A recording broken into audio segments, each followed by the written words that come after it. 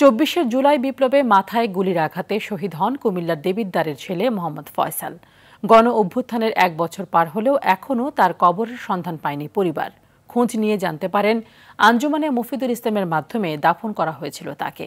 উপার্জনক্ষম ব্যক্তিকে হারিয়ে চরম অর্থকষ্টে দিন কাটছে পরিবারটির।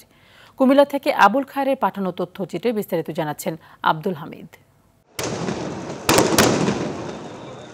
২০২৪-এর ১৯ জুলাই রাজধানী জুড়ে জোরালোভাবে চলছে হাসিনা স্বৈরশাসনের বিরুদ্ধে গণ আন্দোলন। সেদিন আব্দুল্লাহপুর এলাকায় আসরের নামাজ পড়তে বাসা থেকে বের হলে পুলিশের ছোড়া বুলেটের আঘাতে শহীদ হন মোহাম্মদ ফয়সাল। ঢাকা মেডিকেল কলেজ হাসপাতালের মর্গে ১১ দিন থাকার পর বেয়ারিশ হিসেবে তার মরদেহ সমাহিত করা হয়। পরে স্বজনরা জানতে পারেন আঞ্জুমান মফিদুল ইসলামের কাকরাইল শাখার মাধ্যমে দাফন কার্যক্রম সম্পন্ন হয় তার।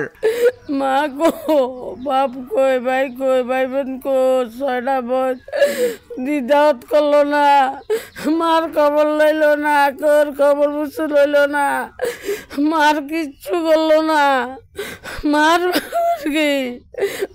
কি করে দিয়ে গেল। এই পাড়ার সবচেয়ে শান্তশিষ্ট ছেলে, সমাজের সবার সাথে মিশত, সবার সাথে ভদ্র আচরণ করত। অভাবের সংসারের হাল ধরতে বাসের সুপারভাইজার হিসেবে কাজ করতে ঢাকা যান শহীদ মোহাম্মদ ফয়সাল। ছিলেন এইচএসসি পরীক্ষার্থী। তাকে হারানোর শোক এখনো কাটিয়ে উঠতে পারেনি পরিবার। মারা গেছে আমার ভাই, পাই নাই,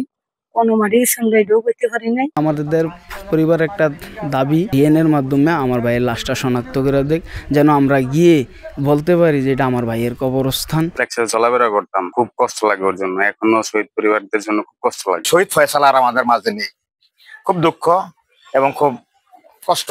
এনসিপির দক্ষিণাঞ্চলের মুখ্য সংগঠক হাসনাত আব্দুল্লাহ অসহায় পরিবারটির সাথে যোগাযোগ করে পাশে থাকার আশ্বাস দিয়েছেন। সরকারের কাছে আর্থিক সহযোগিতা সহ শহীদ ফয়সালের কবর শনাক্তে প্রশাসনের পক্ষ থেকে প্রয়োজনীয় উদ্যোগ গ্রহণের দাবি স্বজনদের। আব্দুল হামিদ, RTV।